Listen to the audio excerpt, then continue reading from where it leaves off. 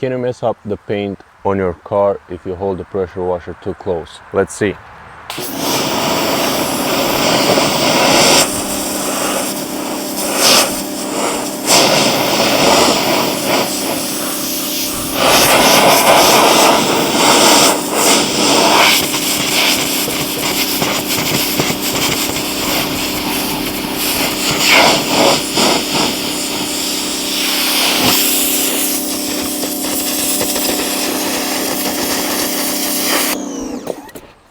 As you can see, it messed up the styrofoam, messed up the cardboard, but nothing happened to the truck's paint.